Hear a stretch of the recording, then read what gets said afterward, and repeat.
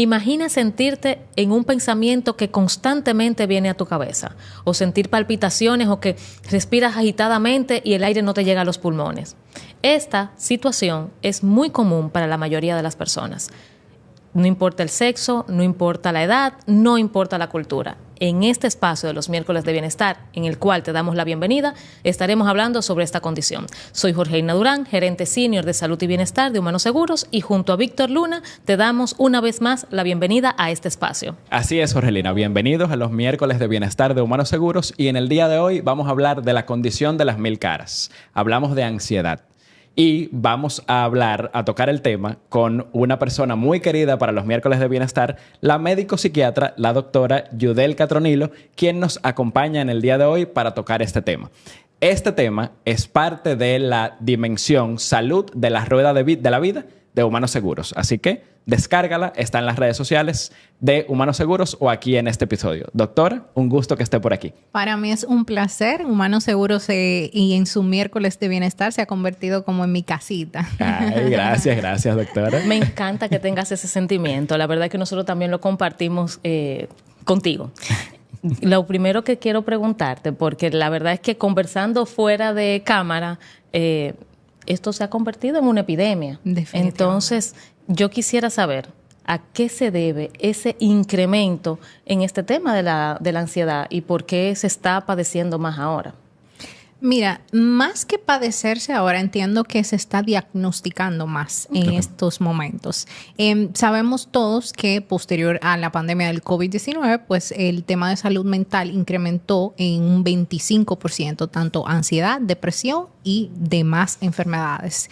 Entonces, ahora mismo estamos, tú dirás, doctora, pero la pandemia fue hace 4 años. Sí, pero ahora estamos viviendo la pospandemia, es decir, todos esos síntomas remanentes que se quedaron quizás sin atender o guardados por la situación que vivíamos en ese momento, porque ¿qué era lo urgente en ese momento? Salvaguardar vidas. Y entonces comenzamos a experimentar todos estos síntomas de salud mental, pero que en ese momento no fueron prioridad y ahora pues están saliendo y están afectando a la población mundialmente. Wow.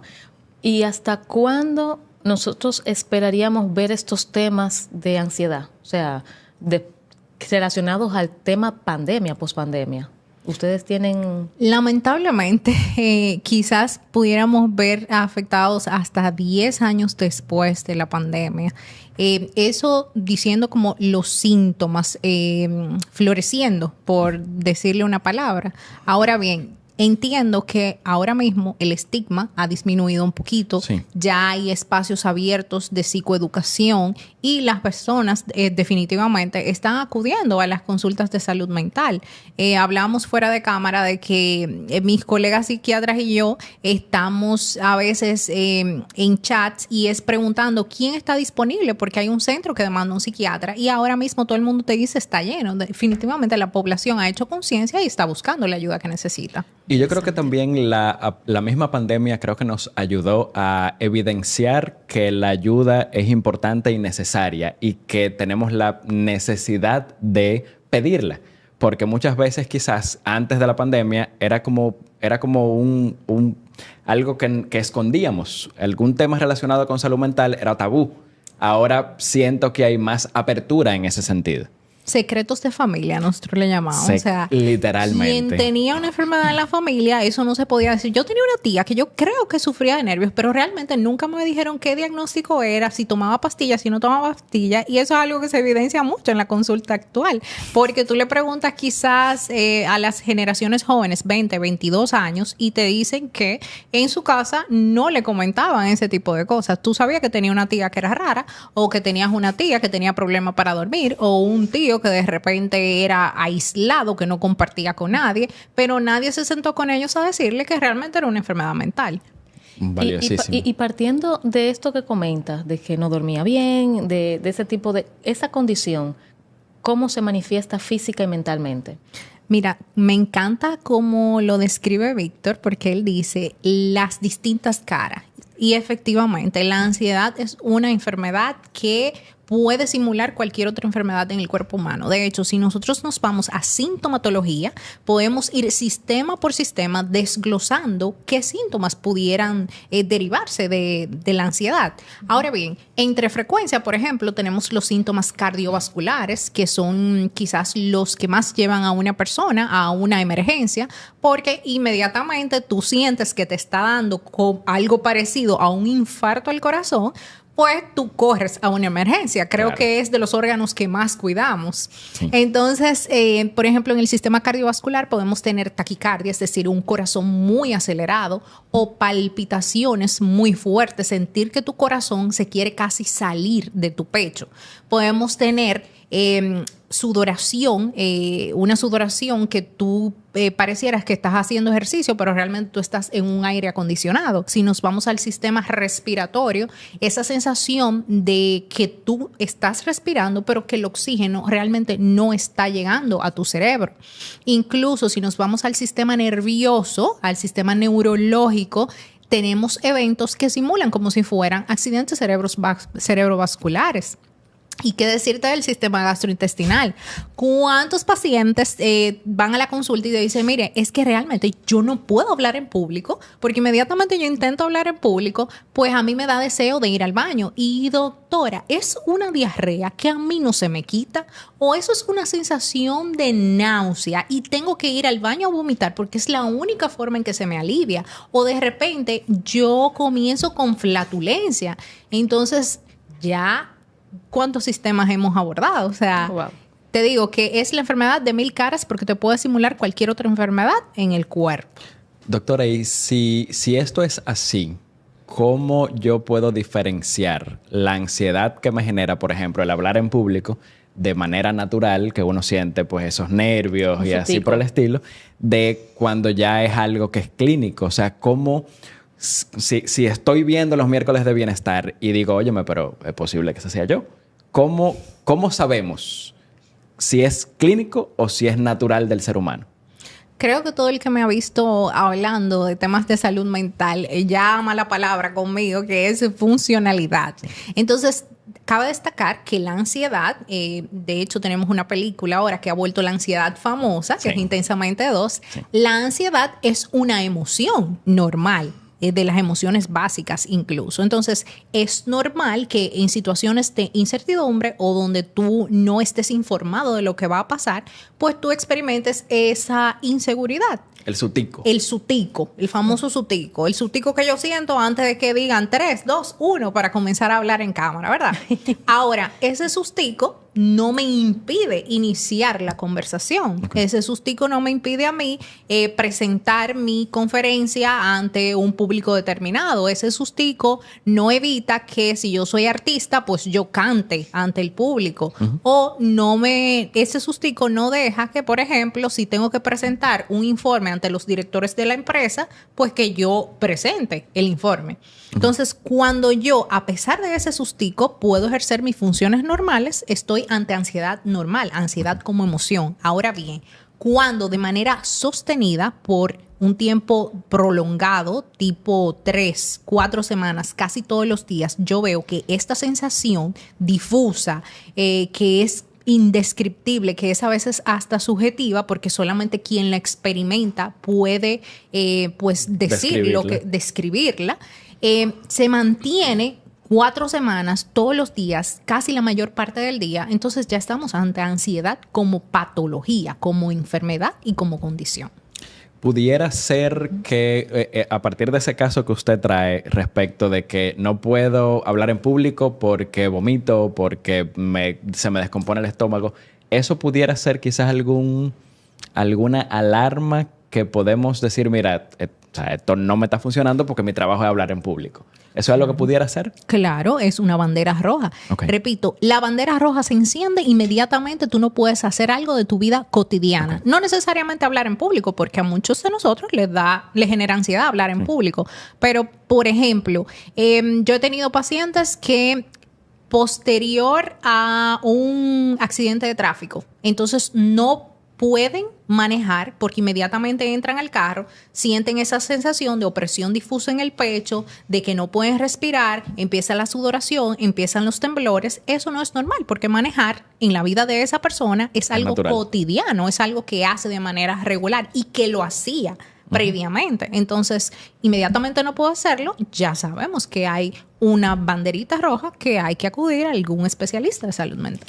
Entonces, la ansiedad es natural, forma parte de nosotros, es de pronto un sistema del ser humano de alerta que nos dice que estamos frente a algo desconocido.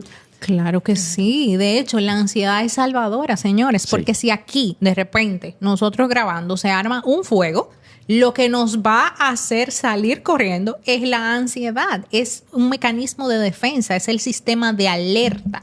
Ahora bien, si ese sistema de alerta todo el tiempo está encendido y yo de repente escucho un ruido que simule una arma de fuego y yo salgo corriendo sin confirmar que hay un arma de fuego, entonces ya sabemos que esa ansiedad mía no es normal. No es normal. Okay. Hay que manejarla. Y que una persona que ya se dio cuenta o está diagnosticada con un tema de ansiedad, ¿qué técnicas, con qué cuenta esa persona a la mano para poder ayudarse y poder controlarla? Si hay un diagnóstico de ansiedad patológica, es decir, de ansiedad como enfermedad, entonces necesitamos auxiliarnos de psicofármacos. ¿Por qué?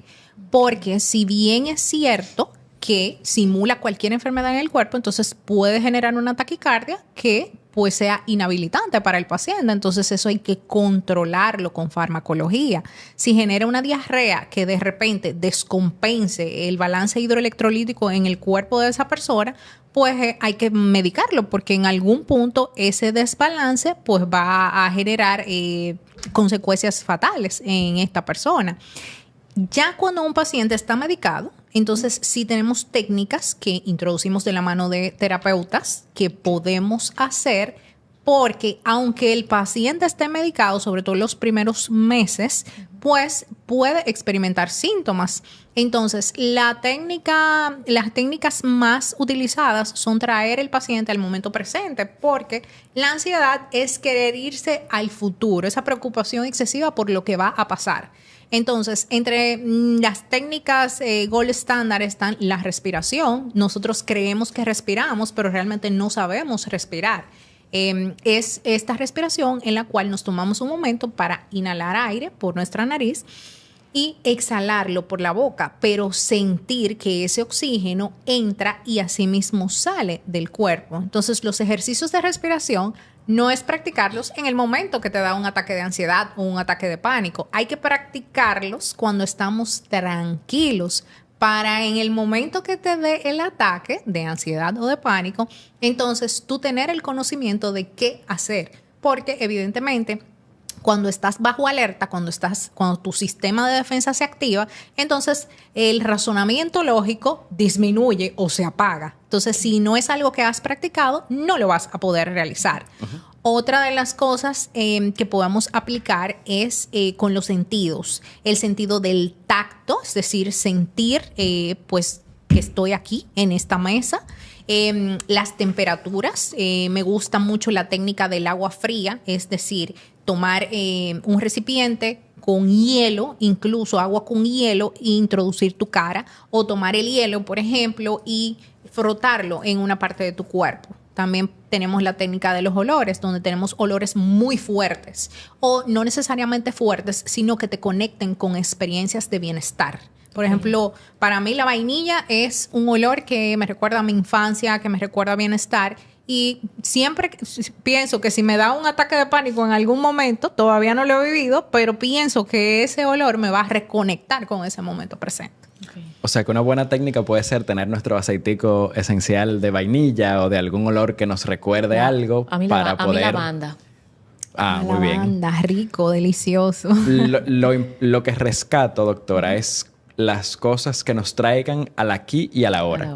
La respiración, para concentrarnos, tenemos que hacer conciencia de que estamos respirando y eso nos trae aquí y ahora. Correctamente. Al aquí y a la hora, pero el tema de los olores y cosas que te evoquen el pasado te tienen que conectar a momentos con el bienestar o que te en algún momento te han producido calma. Definitivamente, eso es buena observación, definitivamente. Doctora, ¿y esto es algo que se puede conectar con alguna predisposición genética o es algo, o eso lo detona algún factor biológico, psicológico, algo del entorno?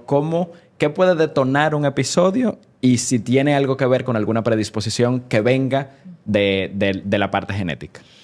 Aquí vamos a ir un poquito atrás y vamos a hablar del estrés. El estrés, pues, es la respuesta natural del cuerpo ante una situación física o emocional. Entonces, es una respuesta natural positiva porque nos saca de la zona de confort. Ahora bien, cuando ese estrés es sostenido, dispara entonces una sustancia muy bella que se ha popularizado en los últimos tiempos, que es el cortisol, la hormona del estrés, que es pues un marcador bastante importante cuando vamos a hablar de ansiedad. ¿Por qué? Porque el estrés sostenido por mucho tiempo, es decir, ese estado de alerta durante mucho tiempo es lo que te va a llevar a la condición patológica. Entonces, luego de dicho esto, tenemos que decir que efectivamente existe una condición genética, es decir, si en mi familia hay personas que sufren de ansiedad, sobre todo en las generaciones anteriores, yo tengo la predisposición de sufrir de ansiedad.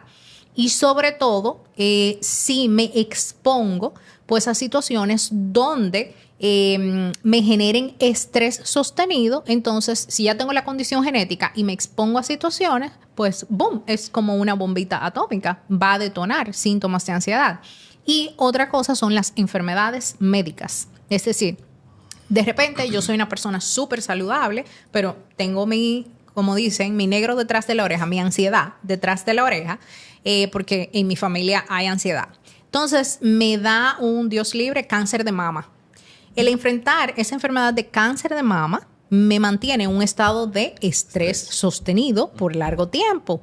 Me va a producir un estado inflamatorio y estrés oxidativo en mi cuerpo que va a disparar de manera orgánica los niveles de cortisol y eso entonces va a detonar en un trastorno de ansiedad debido a esa enfermedad médica.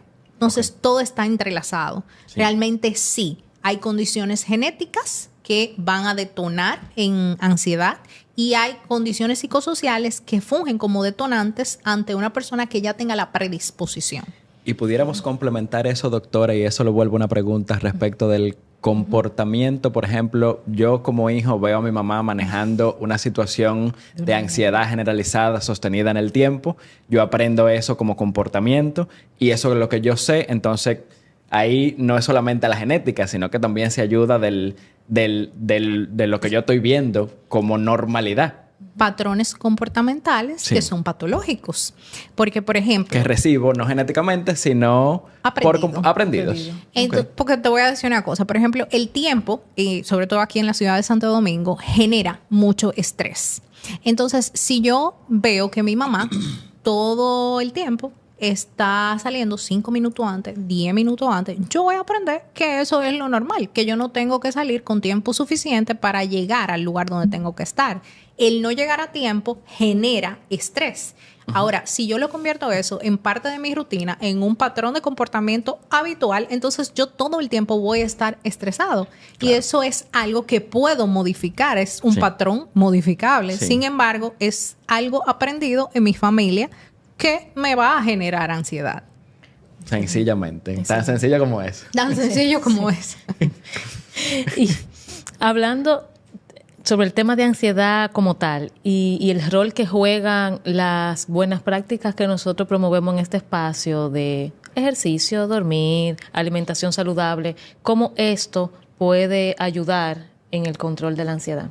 Impacta de manera positiva, pero en un 100%, te puedo decir. Okay. Miren, a veces todos los médicos, los pacientes creen que los médicos tenemos el mismo discurso. Es que todo se combina. Porque tengo que hacer ejercicio, tengo que comer saludable, tengo que dormir bien. Señores, es que todo está entrelazado en nuestro cuerpo. Entonces, cerebro que no descansa es un cerebro que al otro día va a amanecer en alerta de manera natural. De hecho, En la noche, los picos de cortisol, hormona del estrés, cuando tú pasas al sueño, pues disminuyen para que venga la melatonina, regule ese sueño y tú puedas tener un descanso apropiado.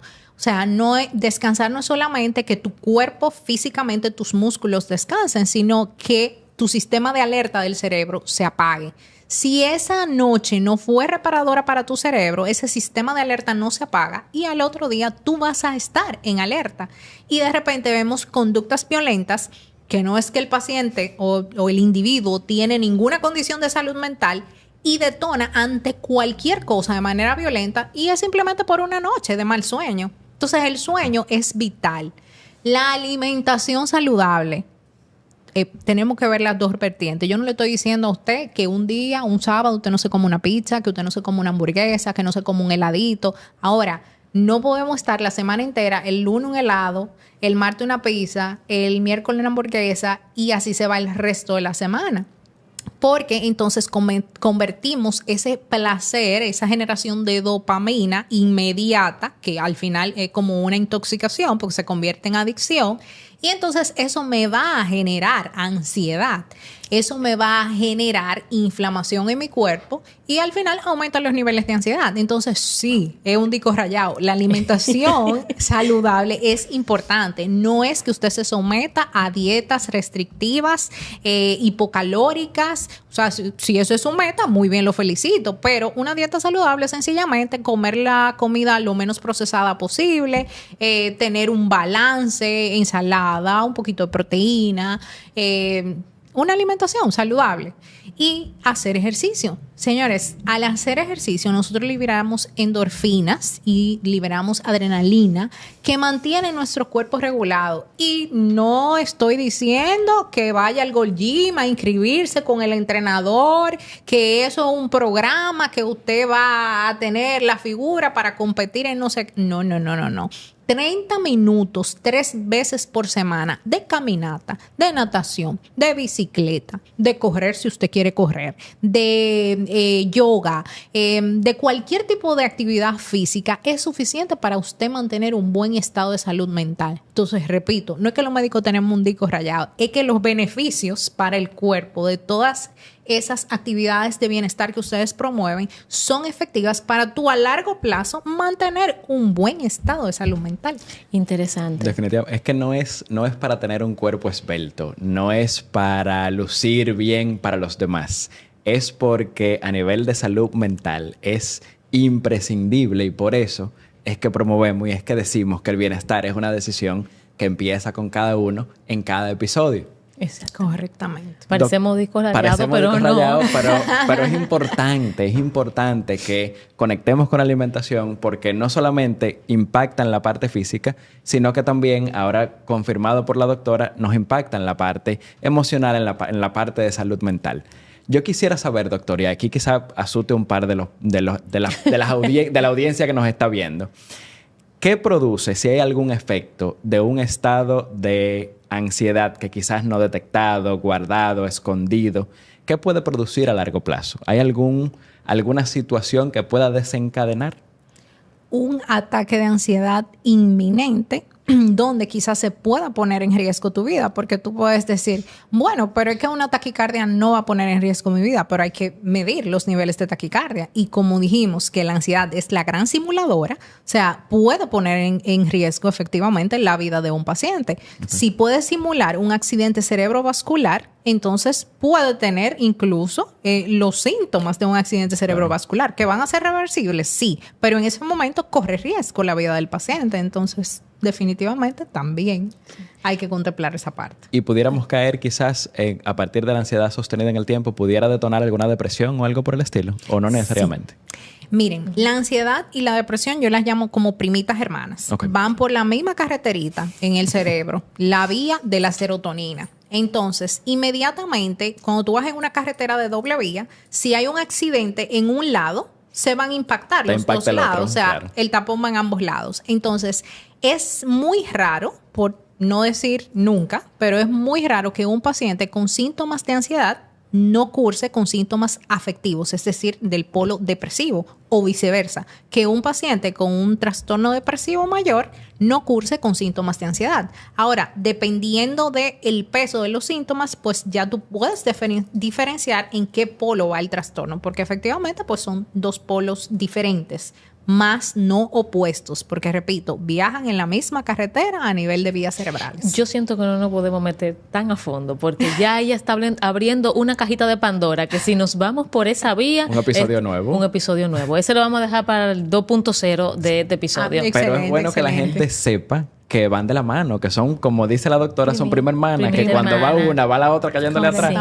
Correctamente. Incluso se usan los mismos medicamentos antidepresivos. Ahora que ella menciona medicamentos, sí, mi pregunta iba por esa vía. A nivel, en la actualidad, ¿qué tenemos a la mano para el tratamiento de la ansiedad y si hay algo novedoso, algún tratamiento novedoso que se haya incorporado recientemente? Y si todo se trata con farmacología.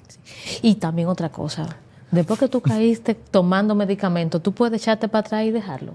Ok, vamos a una pregunta a la vez. Ay, Dios, entonces. Perdón. Ahora mismo sí tenemos fármacos para modular la ansiedad. Entonces, estos fármacos, como les dije, son los mismos antidepresivos. Antidepresivo es un nombre comercial porque realmente son fármacos que los más comunes, inhibidores de la recaptación de serotonina, como les dije, es lo que modula la ansiedad a nivel cerebral. Entonces, parece que comercialmente llama más la atención ponerle antidepresivo y de repente te llega un paciente a la consulta solamente ansioso y tú le dices, mira, yo te voy a recomendar este antidepresivo, pero yo no estoy deprimido. Pero es el mismo medicamento porque actúa al nivel cerebral que tú necesitas. Okay. También tenemos ansiolíticos porque los medicamentos antidepresivos pues tardan un poquito en hacer efecto. No son medicamentos, píldoras mágicas, como yo le digo a los pacientes. No es que hoy tú te lo tomes y mañana ya esa ansiedad va a estar controlada. Los antidepresivos toman incluso hasta 2 semanas para comenzar a hacer efecto. Y son tratamientos de larga duración, o sea, entre 6 a 9 meses para tú modular pues los ataques y la ansiedad. Entonces también tenemos benzodiazepinas, que son los famosos ansiolíticos, que son fármacos que a los 20 minutos de tú tomártelo, pues ya tú sientes que ese estado de ansiedad, ese estado de alerta está más regulado. Ahora bien, son los famosos controlados, es decir, estos deben de ser supervisados bajo estricto acercamiento médico-paciente. No cualquier médico puede indicar ansiolíticos, aunque tengo colegas por ahí de otras especialidades que les encanta, pero eso es otro tema. Y después que una persona es diagnosticado con ansiedad, no todo el tiempo tiene que estar con fármacos. Ojo, la mayoría de mis pacientes, la mayoría, no todos, pues llega un punto en que podemos comenzar a retirar tratamientos. Si no hay síntomas, no hay por qué estar medicado. Ahora bien, es una condición que es para toda la vida ya. Igualito que la hipertensión, que la diabetes, ya es ansioso para toda su vida y tiene que saber que si no mantiene un buen estado de salud mental con las técnicas y las medidas preventivas, entonces puede volver a detonar en un episodio o una crisis y hay que volver a medicar. Entonces, en cuanto a farmacología, estamos avanzando. Hay algunos fármacos nuevos que actúan en varias vías cerebrales y otra de las técnicas que estamos viendo actualmente es la estimulación magnética transcraneal. Ahora mismo todos los ojos de la tecnología están puestos en esa técnica. Todavía está en estudio, pero ya se está aplicando a pacientes. De hecho, en nuestro país hay varios centros que la tienen. Se han visto buenos resultados, pero no son tan efectivos como los fármacos todavía. O sea, ayudan, se han visto buenos resultados, pero no igual que los fármacos. ¿Y en qué consiste? Pues estimulación magnética, son así mismo como si fueran electrodos o algo por exacto, electrodos magnéticos y te dan sesiones de un tiempo determinado, 10 minutos, 15 minutos, pueden ser desde 10 hasta 20 sesiones, dependiendo de la condición que tú tengas. Ok.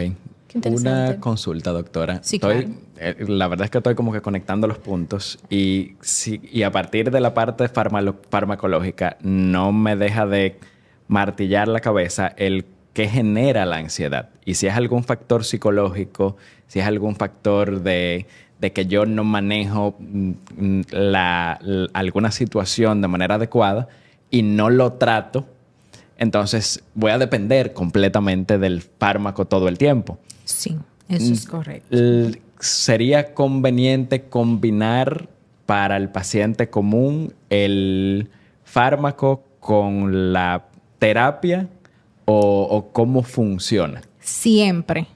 Por lo menos paciente que llega donde la doctora Tronilo, paciente que inmediatamente está orgánicamente regulado, que generalmente en un mes, en la segunda consulta, está diferido a terapia. No para que el terapeuta trabaje a un lado y yo otro, sino que trabajemos en conjunto. La intervención multidisciplinaria actualmente es la diana y es la forma más rápida y efectiva de tú sacar un paciente de cualquier tema de salud mental, ansiedad, depresión, psicosis, cualquier tema de salud mental. Entonces, sí, efectivamente tiene que haber una combinación de ambas cosas. Importante.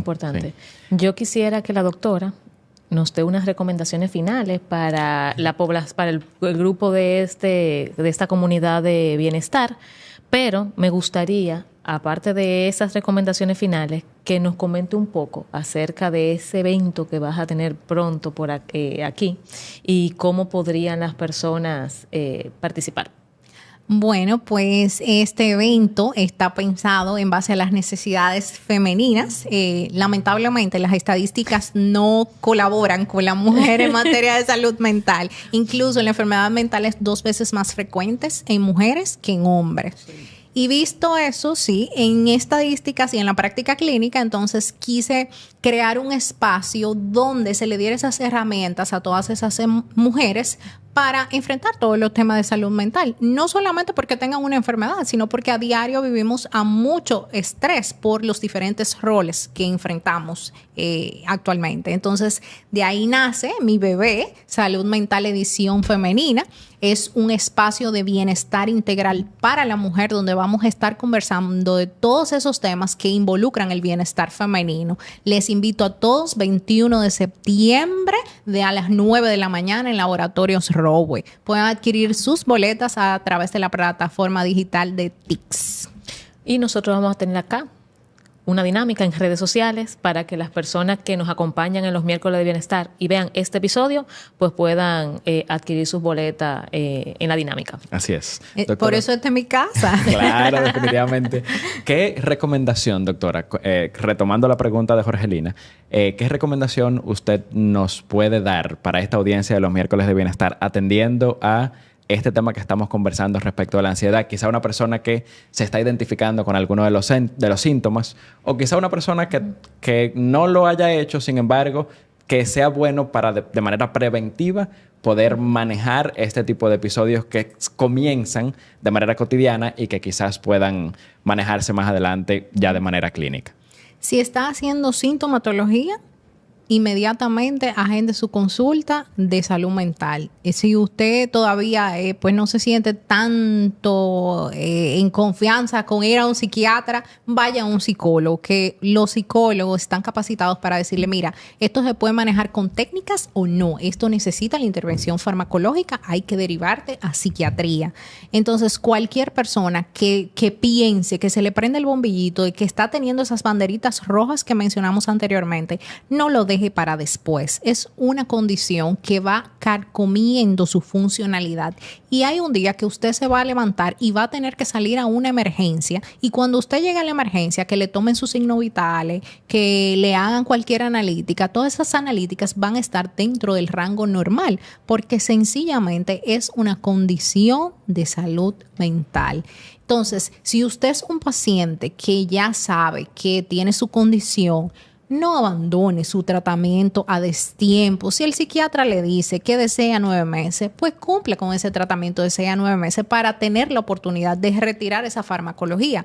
Porque entonces esos pacientes que retiran el tratamiento, atento a ellos, como decimos en buen dominicano, Entonces vuelven a la consulta 1 o 2 meses después con una sintomatología más grosera, con una sintomatología que los hace más disfuncionales. Y si ya usted es un paciente que está en remisión, es decir, que no tiene ninguna sintomatología, entonces practique las estrategias para mantener el buen estado de salud mental. El disco rayado de los médicos: buena alimentación, buen ejercicio y buen descanso. Tan sencillo como es. Se tenía que decir y se dijo en este espacio. Doctora, muchísimas gracias por acompañarnos en este episodio. Siento que no ha tenido ni el más mínimo de desperdicio. Definitivamente que te llevas tú, Jorgelina, para antes de cerrar. Que tengo que vivir en el aquí y en el ahora. Y que como las mujeres somos más propensas a tener temas de ansiedad, pues tengo que con Cuidarte más intención más. cuidarme. Así es, Exactamente. definitivamente. Igualmente, el vivir el aquí, el ahora, el conectarme con el presente, el buscar técnicas y herramientas que me conecten con el presente y el seguir con las prácticas del buen dormir, de la buena alimentación y del ejercicio físico son claves para mi salud mental, así como para mi salud física.